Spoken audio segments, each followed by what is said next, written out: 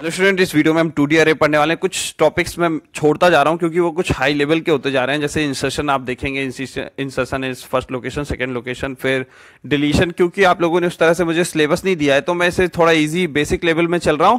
और मैंने सोचा इसके बाद जो एडवांस लेवल में बनाऊंगा सी के ऊपर, उसमें मैं ये सारे टॉपिक जो कि हार्ड टॉपिक होंगे, ठीक है, उसको कवर करता चलूंगा। वरना मैं एकदम से अगर इजी के जस्ट एकदम हार्ड हार्ड लेके चलूं तो आप लोगों को भी बहुत परेशानी होगी। तो हम सिंपली टू बेसिक कॉन्सेप्ट समझ लेते हैं इस पूरे कोर्स में कि आपको कोई भी अगर आप पोर्शन उठाते हैं तो एकदम स्टार्टिंग में आपको दिक्कत ना जाए। वैसे आप अगर कोड पे ध्यान देते जाएंगे तो आपको वो भी बन जाएगा, ठीक है। तो मैं हर चीज कवर नहीं कर रहा हूं यहाँ पे, बस आपको बेसिक चीजें बता दे रहा हूं क्या हो रही है। तो यहाँ पे जैसे मैट्रिक्स की बात कर, अभी मैं 2D अरे की बात करता हूँ। तो हमने अरे में देखा था, हम इंट ARR लिखते हैं, ठीक है, और पहले लिख देते थे ARR, एक ब्रैकेट लगाते थे। पर जब हम दो ब्रैकेट ऐसे दो स्क्वायर ब्रैकेट लगाते हैं तो कंपाइलर को पता चल जाता है, यहाँ पे आप देखेंगे कि ये 2D अरे है, ठीक है। तो ये 2D अरे है। ये 2D अरे में करता क्या है? 2D अरे एक सिंपली अगर आप इसे कंपेयर करें मैट्रिक्स, CBSE 12th क्लास में 3rd या 4th चैप्टर है मैट्राइसिस, तो वहां पे आप देखेंगे सेम चीज है। वहां पे किस तरह से मैथमेटिक्स ऑपरेशन परफॉर्म हो रहे हैं, वही चीज हम यहां पे भी कर रहे हैं। तो आपको उसके लिए मैट्राइसिस पढ़ना जरूरी है, हाँ, मैथ्स के कॉन्सेप्ट पढ़ना जरूरी है। अगर आपको ये यहाँ पे आप देखेंगे मैट्रिक्स मल्टीप्लिकेशन, तो ये सारी चीजें आप वहां से पढ़ सकते हैं। तो पहले मैं बेसिक चीजें आपको बता देता हूँ। इसमें जो डेटा होता है हम रो कॉलम के फॉर्मेट में सेव करते हैं। यहाँ पे आप देखेंगे, ठीक है, ये पहली रो है, ये सेकेंड रो है, ये थर्ड रो है, ये फर्स्ट कॉलम, ये सेकेंड, ऐसे ही ये फोर्थ कॉलम है, ठीक। तो इसको हम कंप्यूटर में किस तरह बना सकते हैं? इसके लिए हमें दो फॉर लूप की जरूरत पड़ेगी। यहाँ पे आप देखेंगे इंट मेन, ठीक है, हमने लिया इंट डिस्प्ले 4 स्क्वायर ब्रैकेट 4। तो हमने क्या किया, रो कॉलम डिफाइन कर दी। हमारे पास कितनी रो आ गई है? 4, और कॉलम कितनी आ गई? 4।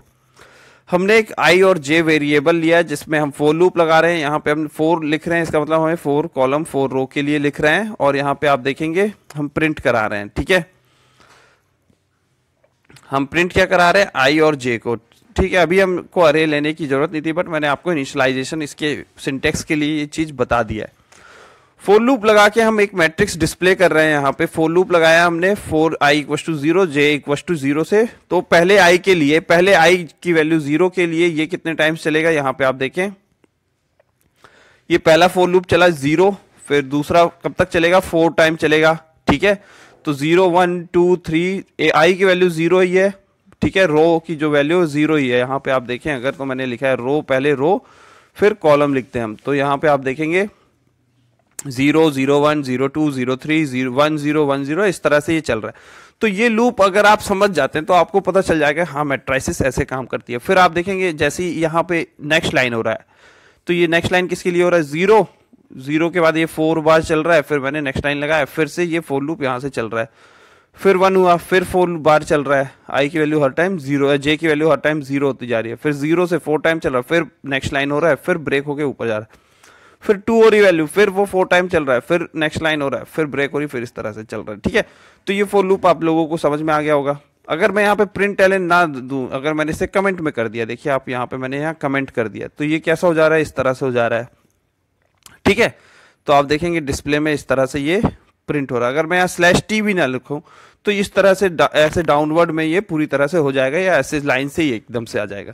तो जरूरी नहीं है कि हर बार आप फॉर लूप लगाएं तो मैट्रिक्स के फॉर्मेट में हो जाएगा, ठीक है। आपको प्रिंट एलन ये सब पे भी ध्यान देना होगा। यहाँ पे आप देखेंगे मैंने कमेंट में किया तो ये इस तरह से हो गया, या फिर ऐसे भी हो सकता है।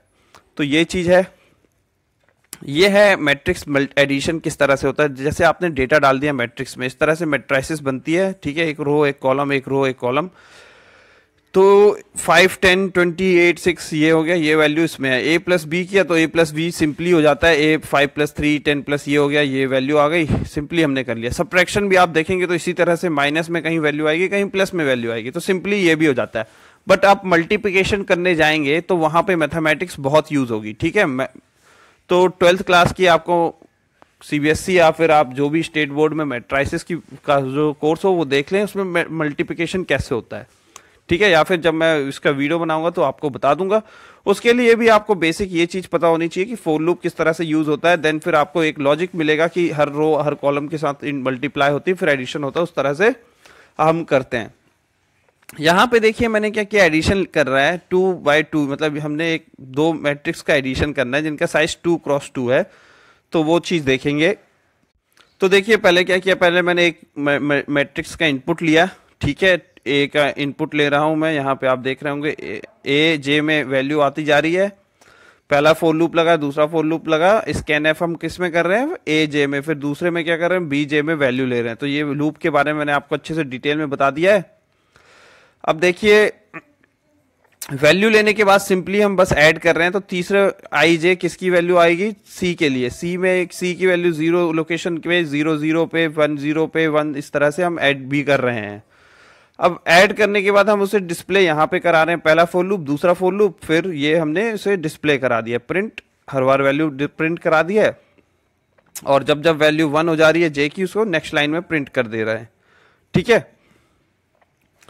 तो यहाँ पे आप देखिए मैंने वैल्यू डाली 1 2 3 4, पहले मैट्रिक्स की, दूसरे मैट्रिक्स की भी मैंने वैल्यू डाल दी 1 2 3 4, तो हमारा आंसर आ रहा है 2 4 6 8, ठीक है। तो सिंपली इस तरह से एडिशन हो गया, आप सब्ट्रैक्शन कर सकते हैं और भी जो अपने क्वेश्चंस देख सकते हैं। मेनली फॉर लूप पे ध्यान देने का जरूरत होता है, और कहाँ पे प्रिंट एल एन एस, मतलब प्रिंट स्लैश एन, ये प्रिंट टी, ये किस तरह से यूज करना है फॉर लूप, दो फॉर लूप में। इसके ऊपर आप स्टार वाला प्रोग्राम भी देखेंगे, और मैं आपको थोड़े अच्छे लॉजिक वाले प्रोग्राम बता देता हूँ कि किस तरह से डायगोनली कट कर सकते हैं आप, अपर डायगोनल, लोअर डायगोनल, तो ये भी है। और इसके लिए थोड़ी मैथ्स कर लें आप लोग तो ज़्यादा अच्छा रहेगा। मैट्रिक्स मल्टीप्लिकेशन के ऊपर बहुत ज़्यादा इंपॉर्टेंट क्वेश्चन है, हर जगह आपको वो देखने को मिलेगा, ठीक है। और आप बता सकते हैं मुझे कि आपको किस टाइप के और क्वेश्चंस करने हैं, मतलब जो भी आपके क्वेश्चंस हो, डाउट हो, तो आप बता सकते हैं मुझे। तो प्लीज़ कमेंट करते रहिए, रेट कीजिए, रिव्यू कीजिए और शेयर कीजिए अपने फ्रेंड्स के साथ कि ज़्यादा से ज़्यादा लोग इस फ्री ट्यूटोरियल्स का फ़ायदा ले सकें।